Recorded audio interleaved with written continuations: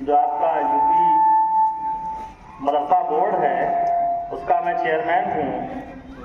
और चेयरमैन इसलिए हूँ क्योंकि हमने 23 साल तक स्कूल और यूनिवर्सिटी में पढ़ाई की है।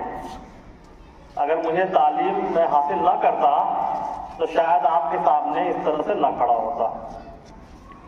अल्लाह ने सबसे पहले हमें तालीम भेजी, ये आप सब पढ़ते हैं, जानते हैं। और अल्लाह ने तालीम के भेजने के 11 साल के बाद नमाज भेजी। और नमाज किसी हाल में माफ नहीं है। नमाज खड़े होकर पढ़ना है, नमाज बैठ के पढ़ना है, वो भी नहीं कर सकते। नमाज लेट के पढ़ना है, नमाज इशारों से पढ़ना है।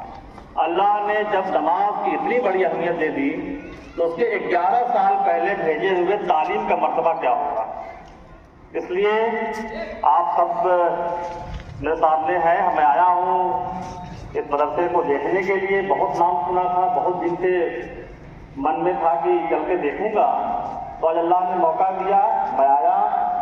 आपके लिए मेरा मैसेज यही है कि माँ बाप ने आपको पढ़ने के लिए भेजा है। बाहर के बच्चे होंगे यही है। आजकल तो छोटी उम्र में लोग काम पे लगा देते हैं। आपको पढ़ने के लिए भेजा है तो जितना हो सके खूब मन लगा के पढ़िए। ये पढ़ाई का मौका दोबारा नहीं मिलने वाला। पढ़ेंगे तो बनेंगे। पढ़ाई करके कोई भी काम करेंगे तो अच्छा करेंगे। इसलिए हमारा मैसेज यही है कि जब तक माँ बाप ने मौका दिया है, इतने अच्छे माहौल में, इतना अच्छा फैसिलिटी के बीच में आप पढ़ाई कर रहे हैं, तो ये आपका मुकद्दर है। इस मौके को भरपूर फायदा उठाइए और खूब पढ़िए। और एक दिन हमारी तरह आप भी खड़े होकर यहाँ से बोलिए और लोग सुने।